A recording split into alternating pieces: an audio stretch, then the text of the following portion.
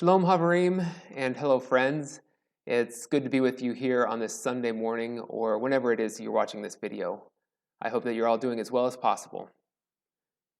If you were like me, you probably grew up hearing things like light travels faster than sound. And for the most part, I've had to take people's word for it because I never found a good way to test that. Oh, we've all heard about the thunder and lightning, but what practical way is there for the average person to measure the speed of light versus the speed of sound? Well, this week I heard a very practical approach to measuring the difference between the speed of sound and the speed of light. So we know that light travels faster than sound. That's why when you meet someone, they may appear bright at first, and it's only after you hear them speak that you find out otherwise. All right, so today we're going to do a little more digging into the old languages. Today we're going to introduce you to a Latin term or two along the way. And the Latin term that I want to focus on here this morning, as you see in the title of this message, is Imago Dei. And Dei is the Latin word for God. Imago is one of the ways you form the word image in Latin. So the Imago Dei is the image of God. Now, we have never seen God, the Bible tells us, and nor can we expect to see God as long as we are on this earth.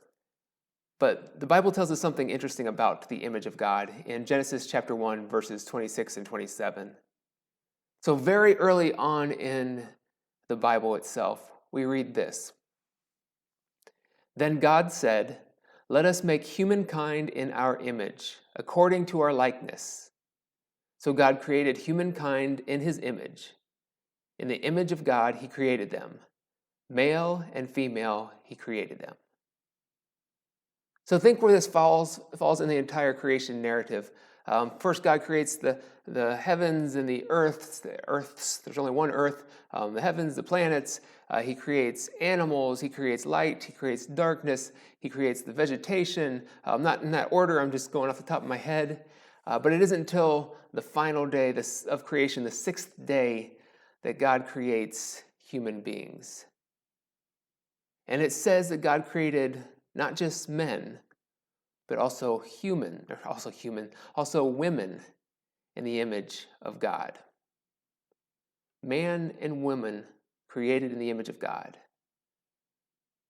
So does that mean that God looks just like me? Is God a 40-year-old male with a receding hairline and growing waistline? I don't think that's the point that the Bible is trying to make.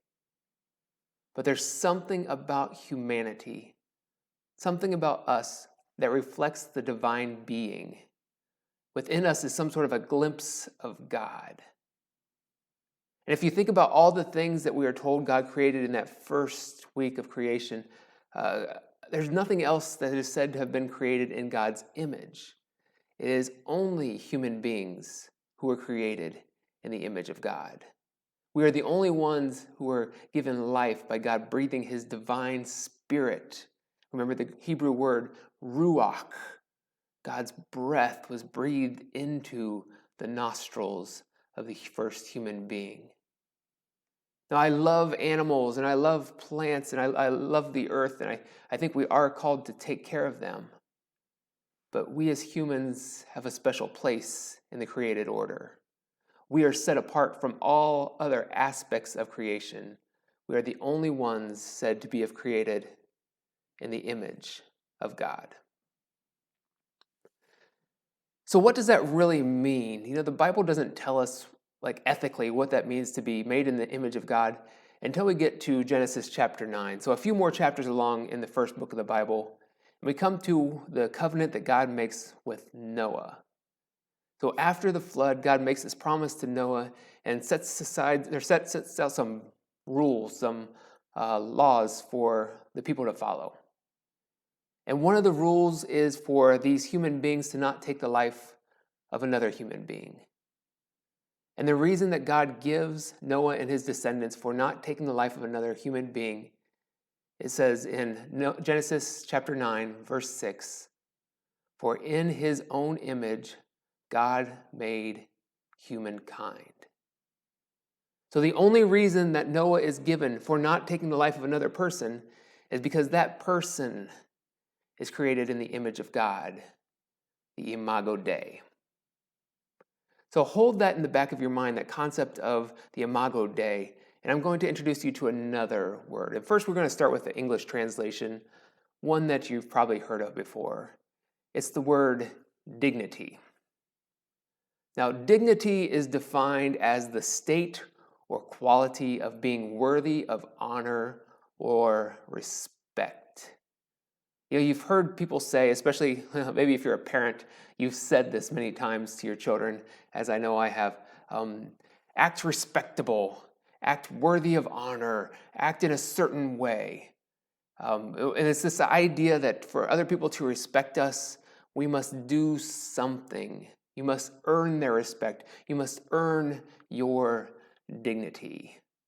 I think about people with dignity. I'm thinking of like the Monopoly guy. He's got the top hat and he's got the monocle, and nothing says you have dignity more than a monocle.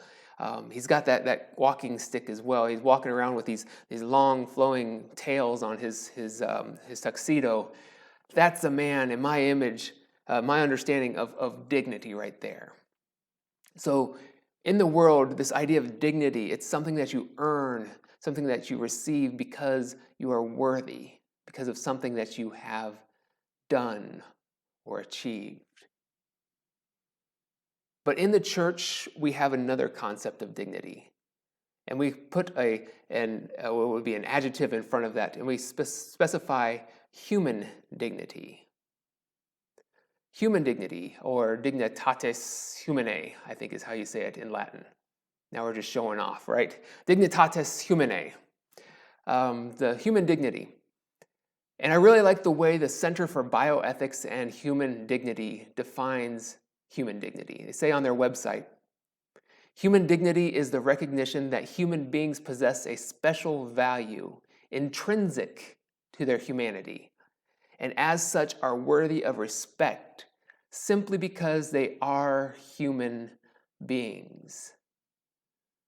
So the idea here is that you are born with human dignity. If you are a human being, you automatically, intrinsically, already within you, have dignity.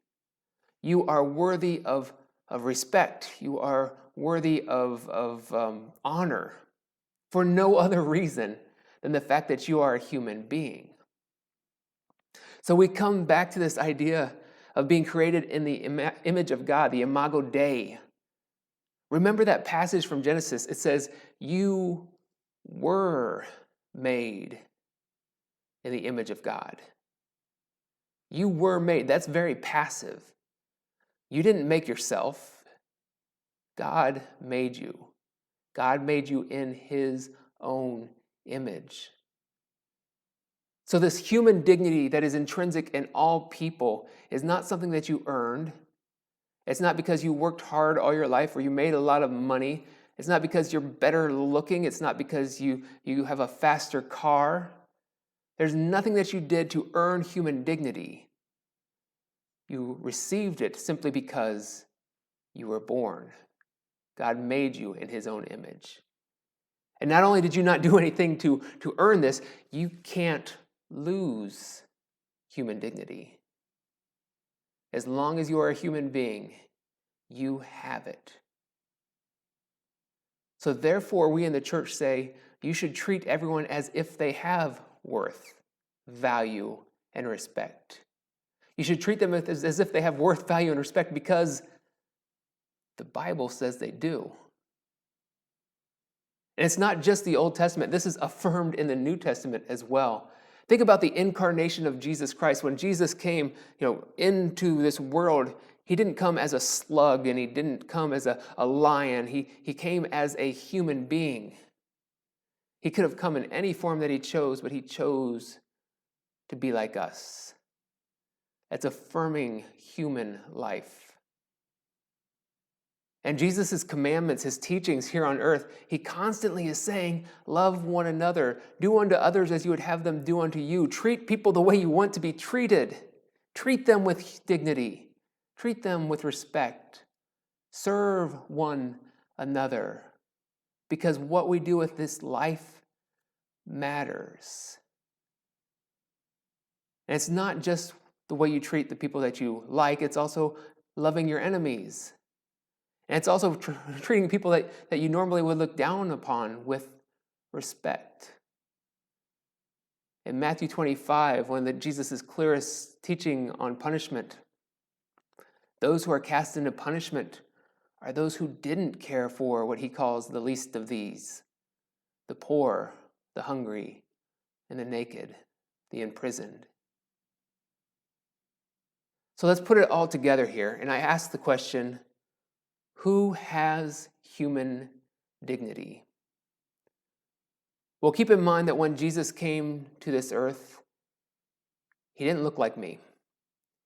I'm a white guy of Swiss-German descent, and Jesus was probably a darker shade than I am. He was born into a Middle Eastern family, and he probably would have had a darker skin color than I do. And think about those first human beings that were created in the creation narrative in Genesis chapter 1. They too would have been Middle Eastern in color. Or some sciences tell us that humanity originated in an African country or continent. The first human beings probably didn't look like me.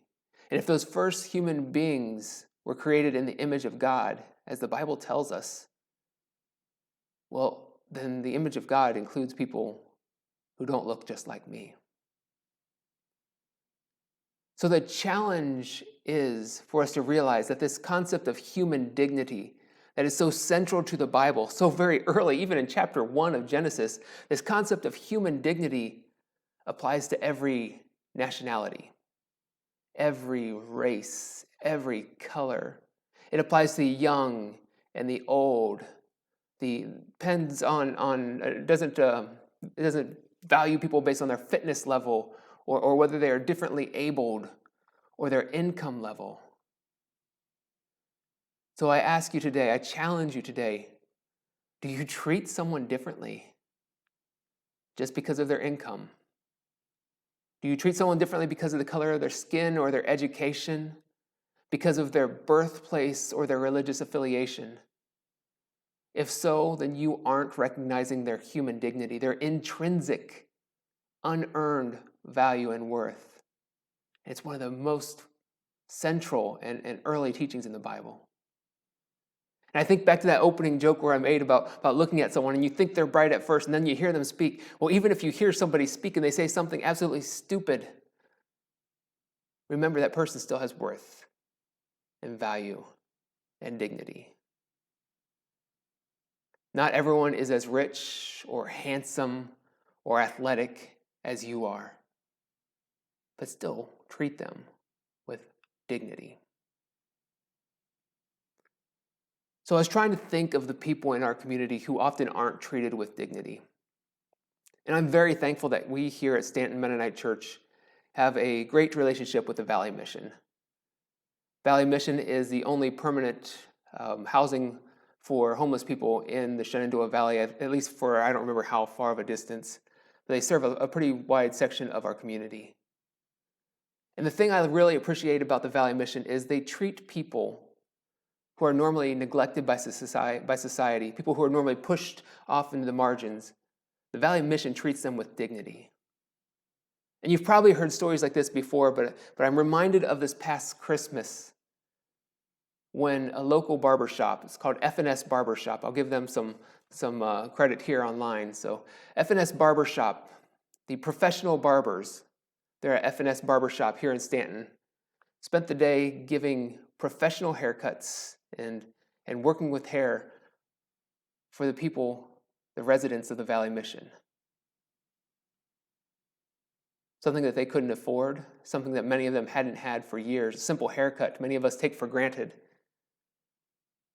The barbers from F&S Barbershop said, "You deserve to be taken care of as well." They were saying, "You are cared for. You are loved. You matter to me because you matter to God."